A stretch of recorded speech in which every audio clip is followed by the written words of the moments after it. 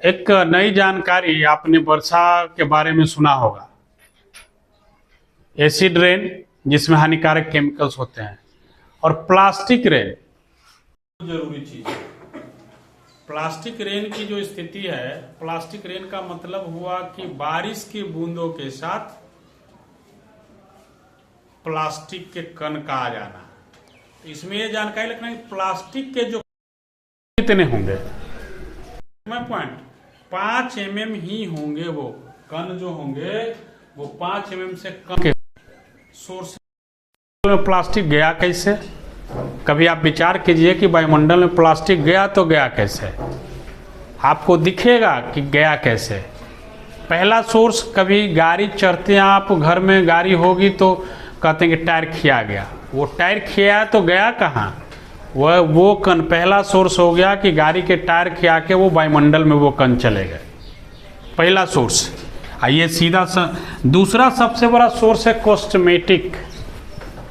Cosmetic का मतलब जो हम सौंदर्य प्रसाधन का यूज करते हैं, जैसे आप शैम्पू लगाते हैं या फेस वॉश लगाते हैं तो ऐसे रगड़ते हैं, आप पानी डालते हैं तो वो डल के नदियों से होते हुए समुद्र में जाते हैं। आप कभी सोचा है कि ये प्लास्टिक के कण जा कहाँ रहे।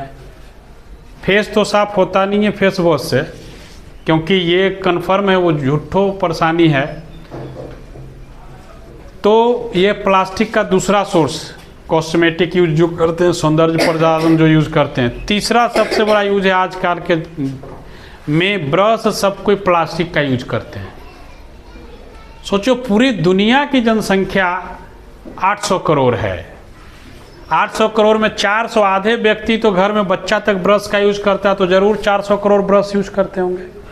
और ब्रश जो बना होता है वो थर्मोसेटिंग प्लास्टिक से बना होता है। थर्मोसेटिंग प्लास्टिक का मतलब हो गया आपका, ये थर्मोसेटिंग प्लास्टिक जो है वो एक बार यूज करने के बाद दोबारा यूज पिघला के उसको बनाया नहीं जा सकता है।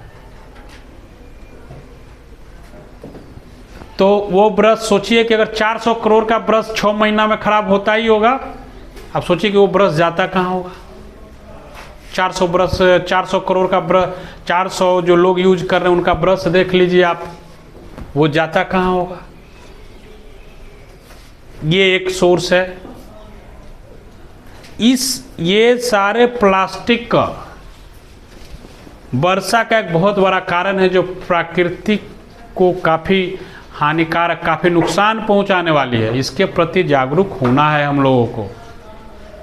पढ़ा लिखा होने का मतलब, जानकारी होने का क्या मतलब, सस्टेनेबल डेवलपमेंट। वैसे चीज़ों का यूज कम से कम करें जो प्राकृतिक को हानि पहुंचाती है। डायरेक्टली प्राकृतिक को हानि पहुंचा रहा है प्लास्टिक रेन। ये सोर्सेज हैं प्लास्टिक रेन के जो हम यूज करते हैं। चले जाते हैं सब्जी लाने, कुछ भी लाने चले जाते हैं, वो बोलते हैं प्लास्टिक में दे दो। अगर थोड़ी सी आप सावधानी बरते तो थैला लेकर जाएं तो भी आप अपना सामान ला सकते हैं। तो प्लास्टिक रेन ये आपके स्वास्थ्य को नहीं। आज देखिए प्लास्टिक का ब्रश करने के वजह से अब तो ये प्लास्टिक के कण जो है माँ के दूध में पाया गया है। हम लोग पढ़ेंगे चैप्टर में आगे कि माँ के दूध में जो प्लास्टिक जा रहा है, प्लास्टिक से कैंसर हो रहा है, मेटाबॉलिक डिसऑर्डर हो रहा है।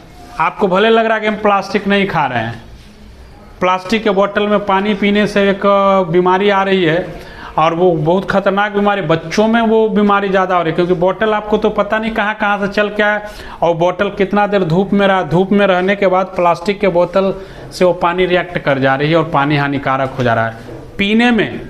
और ये आप प्लास्टिक कंपनी, वो बोतल कंपनी में दावा नहीं कर, पानी निकलने के बाद चेक करेंगे तो वो कण नहीं मिलेंगे, लेकिन बोतल में ही चेक करेंगे तो वो केमिकल्स मिलेंगे।